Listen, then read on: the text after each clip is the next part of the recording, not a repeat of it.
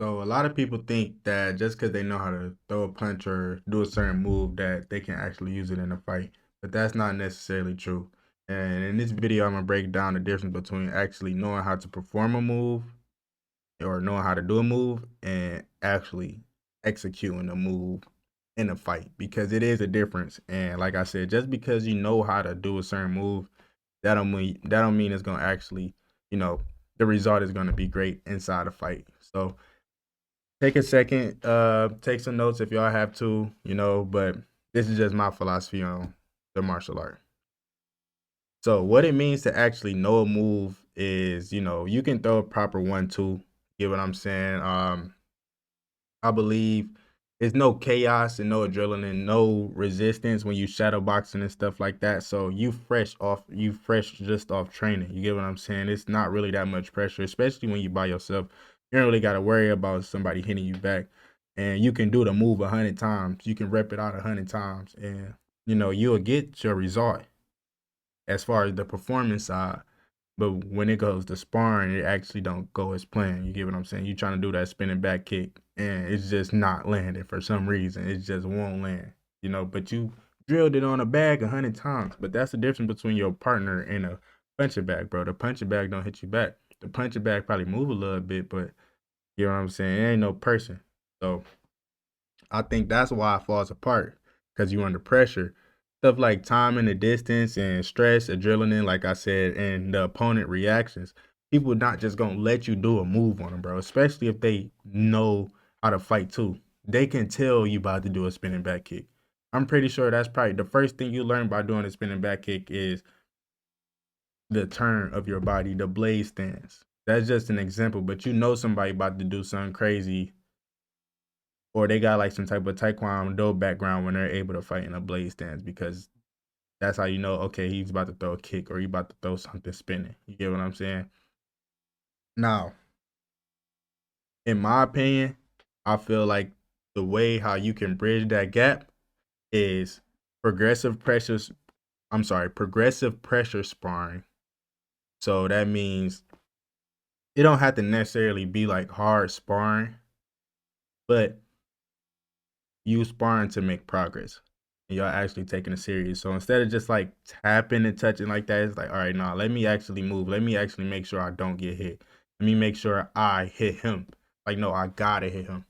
You know what I'm saying? I gotta hit him and he can't hit me. I know it's not making sense, but a lot of people that be sparring and training, they know what I mean. Like you can have fun and spar. You would be like, all right, I don't care if I get hit. Like a guy that's like that don't got that much experience as you, sometimes you'll be like, all right, I'm gonna let him get some shots off just to you feel me, just to go light. And I'm also just like, it ain't hurting me, so I can go ahead shield up. I got the gloves. It ain't hurting me that much. I can go in, have fun. He hitting me, then I boom hit him with a body shot. You get what I'm saying? Little stuff like that. Instead of that, it's like, no, no, I don't want to get hit. It's no difference from a guy that don't know how to fight or don't got that much experience hitting you than a person that do got experience hitting you, if that makes sense. Like you both you still getting hit at the end of the day. So you should take that serious as well. Take the punch just as serious.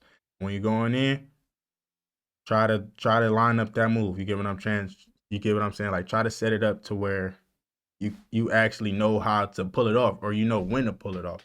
So when you do get into a fight or you do compete, it's just gonna come naturally because you actually train that in sparring, through progressive sparring. And situational drills, when you drilling out, don't just go through the motions. You get what I'm saying? Break the rhythm. You get what I'm saying? Find a good sparring partner that actually hit you back on the drills or break your rhythm, like I said, or just, speed up the pace and actually push you because that'll help you too. It's putting you in the situation to where you gotta think. And also film your stuff and actually watch how you look. When you watch how you look, you know what you got to work on. Get some feedback from your coaches as well. Don't be afraid to ask questions. Don't be afraid to look up videos and stuff like that. I highly recommend, bro. You get as much knowledge as you can. Don't be afraid to ask questions, bro. There's no such thing as a dumb question, especially in mixed martial arts, bro. Do what you got to do because at the end of the day, this is for your craft. This is for your skill. Because when you out there, you want to protect yourself. When you out there, you want to be great.